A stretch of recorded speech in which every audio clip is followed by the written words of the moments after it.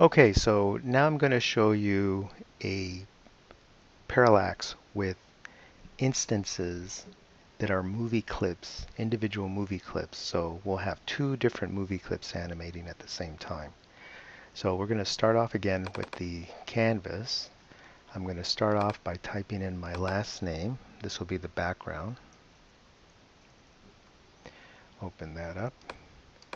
And this, admittedly, this is a little tricky. It's kind of a hack. They used to have this feature available, but for some reason they just assumed people would never do it this way, so they just didn't include the option again. But if you know how to get there, it works, and that's fine. And the truth is, you're probably not going to want to create this animation exactly this way.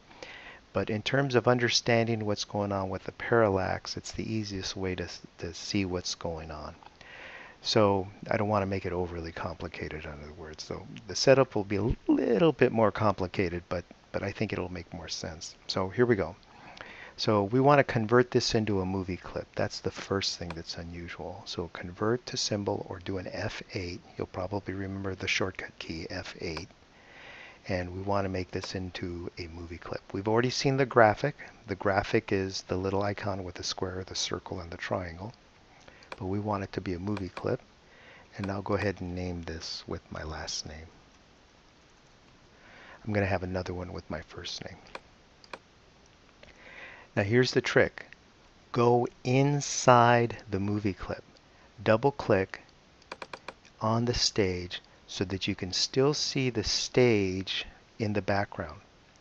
Otherwise, if you double click in the library, you lose reference to the stage. You don't want that. So from the stage, the main scene, double click, and that's where we want to be.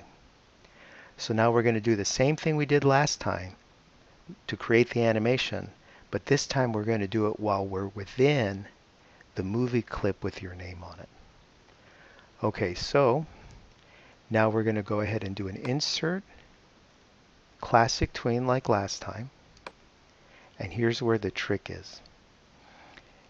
Remember how there were two things that happened when we did the insert classic tween? It converted this into a graphic, and it did that again. This is the tween graphic that's got my last name in it.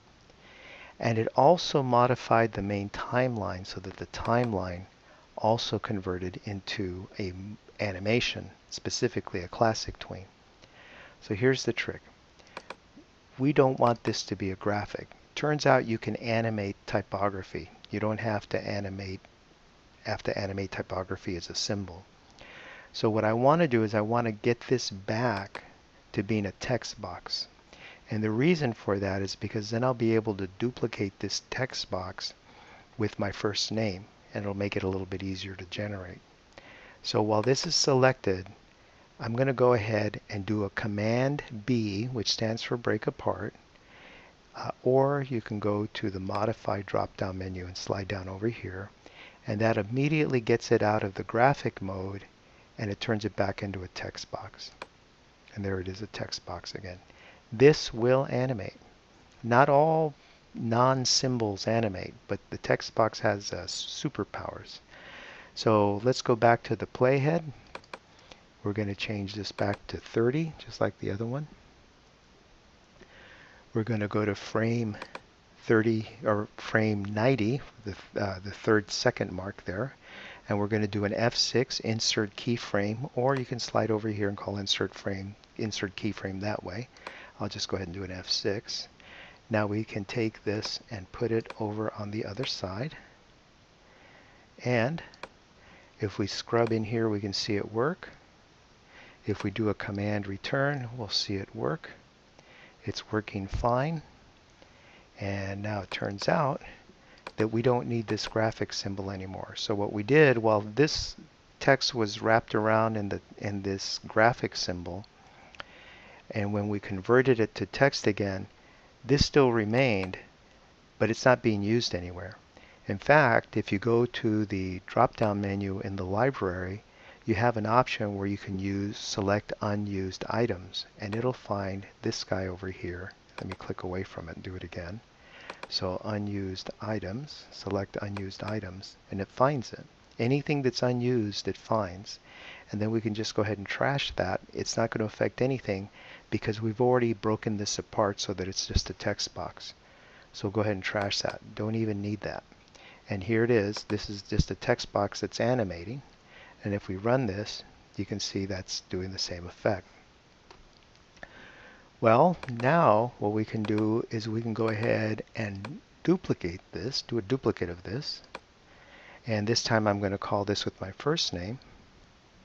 And I'll go ahead and hit OK. And I'll double click in here. And this, I'm inside now the Sergio movie clip. There it is, you can see, but it was a duplicate of the Lizarraga movie clip. So I'm going to double click on here and type in my first name. Now I'm going to go to the very last frame and do the same thing. That's important. You want to do that. Otherwise it's not going to animate correctly. So now when we scrub this, we'll see both of them. And if we go back to the main timeline, we only have Lizarraga here because we made the modification on the inside the library. Now we can drag this over here and drag it out over here. And now we'll see them both animate together. The nice thing about this is now we can just take this, get the free transform tool, and scale this up. So grab that, click on the movie clip now with the free transform tool, click on here, shift and option will constrain the motion, and now I can move this further out this way, and there's our parallax. Can make them both bigger if that's what you prefer to see. Bigger is easy because then you don't have to worry about the edge disappearing on you. So we'll do it like that. And there that goes. And if you want to, you can even make them both transparent. So I'll go ahead and make these both transparent. So over here in the effects, we have an alpha option. And I'll drop them down to about maybe 60%. And I'll overlap them so we can see the overlap on top of them. And here it goes. And so now we'll see them kind of overlap. Looks like it's animating a little too fast for us to see the animation. But you get the idea. And then of course, like last time, you can make copies of this, scale this up, scale it there, and offset that. Maybe even move them around to different locations. And that's the setup. So this is the second movie clip. And let me review. When we made the movie clip in here, we broke it apart. So I'll just watch the video and you'll see how it's set up. But you can see in here I didn't have to make those 50% grid and the 100 point grid. That was just a reference to let you know how the parallax effect worked. This is really the way you want to set it up.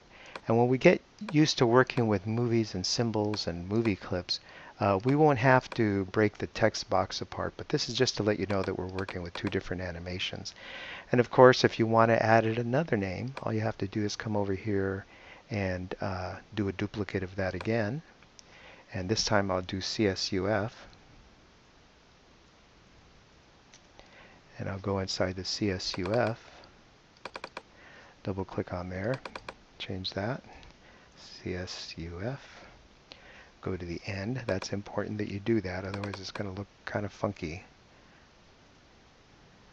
And it actually doesn't look that bad. This thing disappears at the last minute, but it's less confusing. Now the CSUF is not there. So now we'll drag this out here to the main scene. Grab the free transform tool. Make this really big. And I'm going to back away from this stage. I'm doing the shift bar, the command, and now I'm just going to back away here. And that way I can get this out here. And so let's see what that looks like. And there goes the CSUF ripping through. And the bigger it is, the faster it moves. That's the idea. And if you want to stagger them, you can move them further apart like that. And I think that'll just need to look for any disappearing at the last minute. Okay, so enough of that one. That's number 2. Give me one of those with your first and last name. If you want to throw in your middle name, by all means feel free. Okay, so now we need to save this. So we'll go ahead and do a save. And we're still in name number 1, so we'll go to a new folder. And we'll call this name 2. And we'll call the file name 2 as well. These have to be saved in their own separate folders because they generate peripheral files. And if you get into the habit of saving everything into one folder, you're going to end up replacing files that you don't want to replace, and you'll have to do the whole thing over again. So get into the habit of saving every separate project in its own folder. Okay, so like last time, we're not done yet. If we look in here, remember this generated the HTML and JavaScript. This isn't in here yet. The only way you're going to get that is by coming back over here and running it. And as soon as it runs, command return, close that up. It generated the files in here that we needed. And so these files are what you're going to be turning in. And on the main timeline, then once you're there, then you're going to go ahead and compress your file into a zip file, and it'll be this zip file that you'll turn into titanium.